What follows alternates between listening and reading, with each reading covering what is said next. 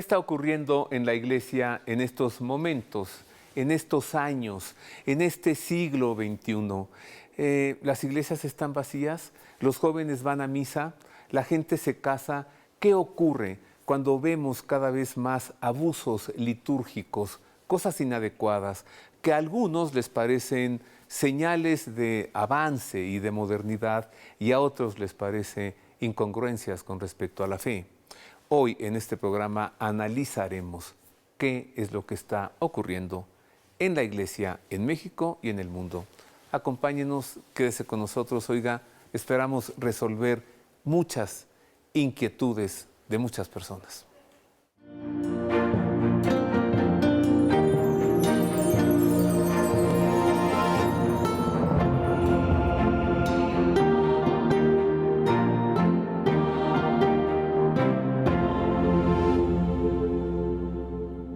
En efecto, queridos amigos, muchas gracias por acompañarnos, y es que es algo creciente, ¿no?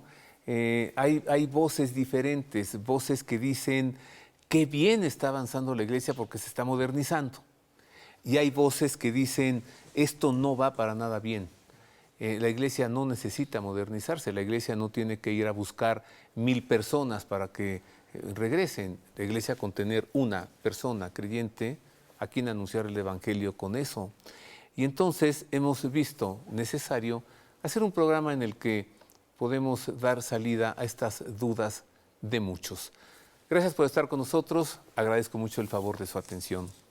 Busqué para tratar este tema a Rodrigo Iván Cortés. Él es el presidente del Frente Nacional por la Familia, es también miembro de la Red Internacional de Legisladores Católicos, que suele tener encuentros con el Papa, y es también miembro del Foro de Líderes Sociales de Inspiración Católica con la Secretaría de Estado en la Sede Apostólica. Rodrigo Iván, muchas gracias. Bienvenido, amigo. Es un enorme gusto estar contigo. Gracias. Sí, estamos con estas disonancias, ¿no? Es más, me ha ocurrido que si en algún momento cito al Papa Benedicto, cito al Papa Juan Pablo II, alguien me dice, pero el Papa es Francisco. Digo, sí, pero hemos tenido 266 papas hasta ahora, ¿no? Sí, yo creo que es muy importante, sobre todo en estos momentos, después de la partida a su encuentro con el Padre de Benedicto XVI, de valorar su legado. Y la verdad es que una persona de esa magnitud, de ese calibre, en donde no pocos ya lo ubican como doctor de la Iglesia y cardenales potentísimos en cuanto a formación, aporte a la Iglesia, lo comparan con San Agustín y Santo Tomás, pues yo creo que algo nos puede dar. Y yo creo que no es poca cosa lo que nos ha dado como filósofo, como teólogo, como obispo, como cardenal, como prefecto de la Sagrada Congregación de la Doctrina de la Fe por 24 años y como papa por 8, y además los años como papa emérito, no se pueden echar a la basura. Pues como dirían las Escrituras, lo escrito, escrito está. Y está escrito para algo. Poncio Pilato se refería a Jesús el Nazareno, rey de los judíos. Y pues algunos no querían que estuviera eso, pero... Es que el título en la cruz dice el rey de los judíos. Debe decir el que dice que lo escrito, escrito está. Escrito está. Entonces... Manotazo de poder que mejor hubiera soltado antes, ¿no? Exactamente. Pero bueno, lo escrito, escrito está.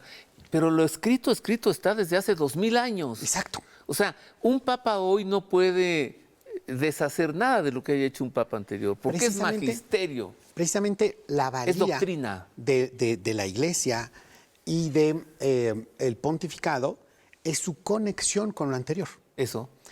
Porque hay que entender que en la Iglesia, ¿dónde está lo nuevo? ¿Dónde está lo que renueva?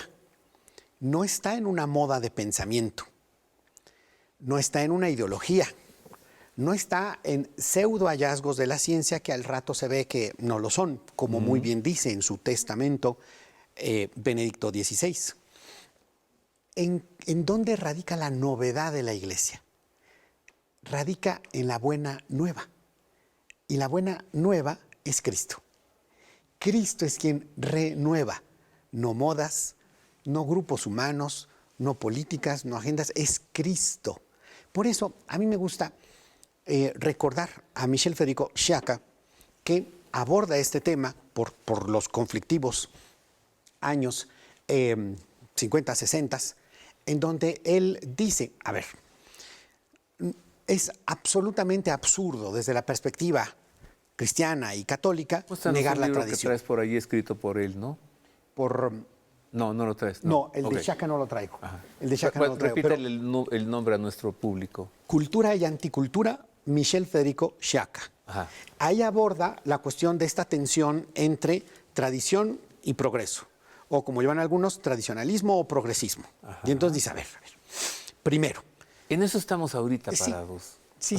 ¿Estamos viviendo una iglesia progresista o queremos una iglesia tradicional? Exacto. Síguele, pero antes déjame poner el dedo en la llaga. ¿Qué no empezamos los problemas con la Pachamama? Pero síguele con Sciacca. Sciacca lo que dice es, a ver, no podemos de un plumazo decir la tradición en el ámbito de la Iglesia Católica es algo desechable. ¿Por qué? Porque primero hay que entender qué es la tradición. La tradición es tradeo, es transmitir a Dios. En el momento en que la Iglesia no sea tradicional, pues ya no transmite a Dios. Claro. Tal vez transmite otras cosas, pensamientos humanos, agendas humanas, pero ya no a Dios. Entonces la Iglesia no puede ser tradicional. Para entender progreso. O sea, la Iglesia tiene que ser tradicional. Es absolutamente esencial. Sí, no puede no ser tradicional. Exactamente. O sea, la iglesia es iglesia porque tiene la misión de anunciar el evangelio. Así es. Puede dejar de tener asilos, orfanatorios, bancos de medicamentos, puede dejar de tener a todas las organizaciones de asistencia humanitaria, pero el día en que la iglesia deje de anunciar el evangelio, deja de ser iglesia. Exacto. ¿Estamos con eso? Sí, porque la iglesia debe ser lo que Dios le encomendó a la iglesia hacer. Cuando vemos a un papa, el que sea, habla muy preocupado por el cambio climático, muy preocupado por guerras aquí o allá, pero que habla poco del evangelio. Esto provoca en la iglesia un malestar, ¿o no? Los temas... No se enoje conmigo. A ver, vamos a poner Julio II, agarrándose a espadazos con media Italia, ¿no? Ah, pero con el Santísimo Sacramento. Yo creo que es bien importante ubicar lo que decía Joseph Ratzinger, Benedicto XVI. Decía, Dios es primero. Todo lo demás va después.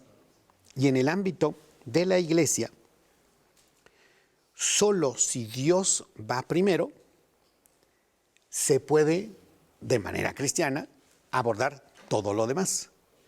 Si se deja la premisa, por más que ahondemos en lo secundario, se pierde esa riqueza, esa sustancia.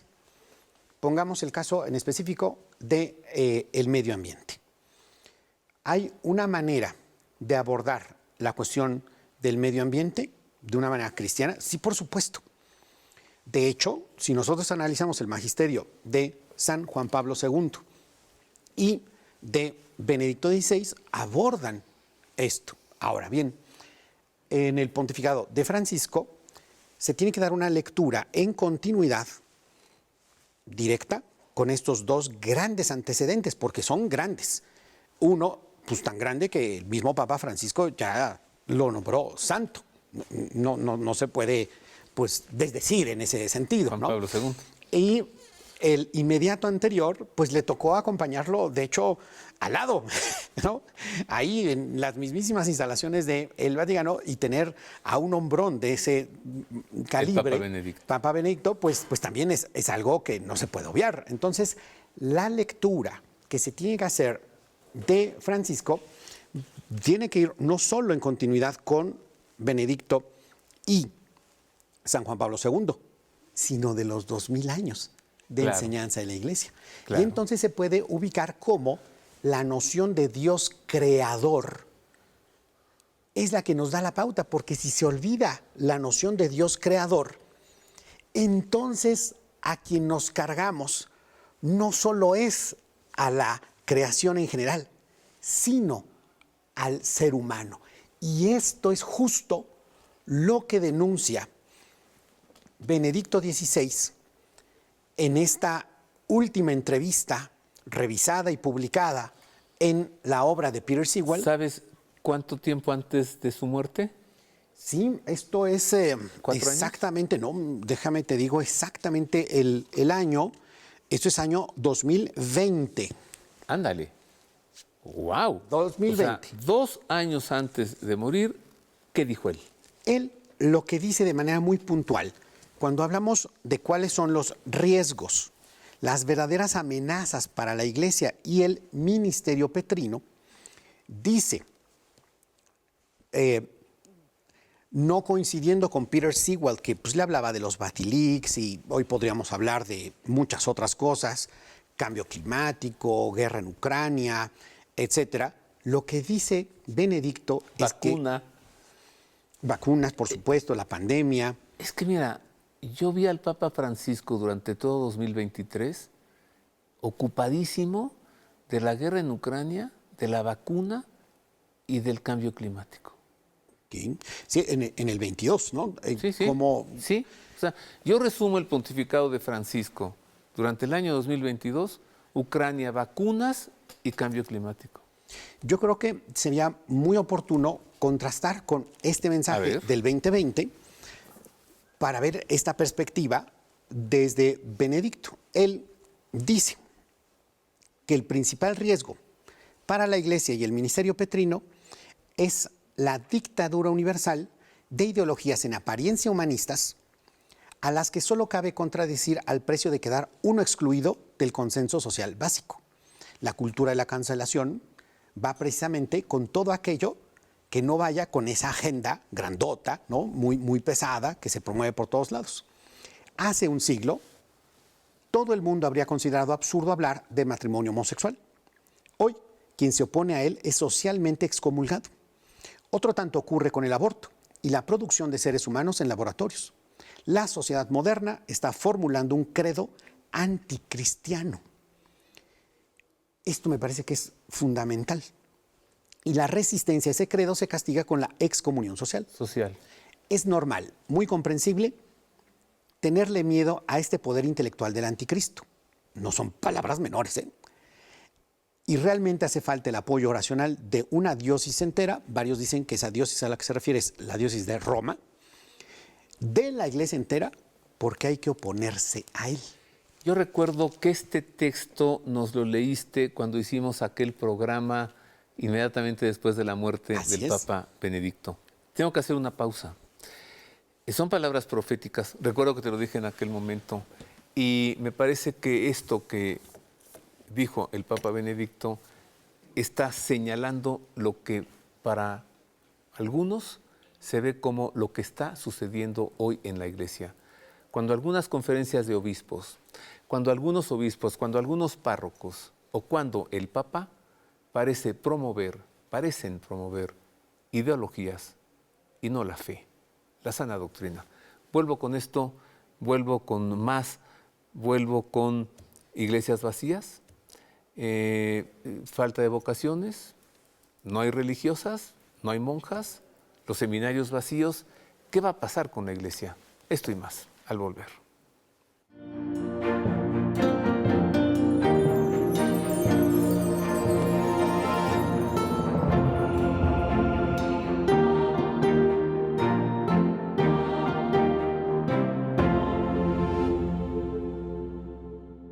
Roberto O'Farrill y El Pulso de la Fe ya están en Fanflix.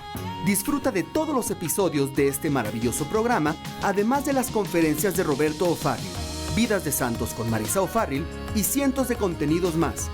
En Fanflix podrás verlos cuando quieras, las veces que quieras y a la hora que lo prefieras. Suscríbete hoy mismo en fanflix.mx con el cupón Ver y Creer y obtén 30% de descuento en tu suscripción anual. En las magníficas instalaciones de su plantel Tlalpan, la Universidad Católica Lumen Gentium imparte licenciaturas en Psicología, Filosofía, Teología, Contaduría y Negocios y Música.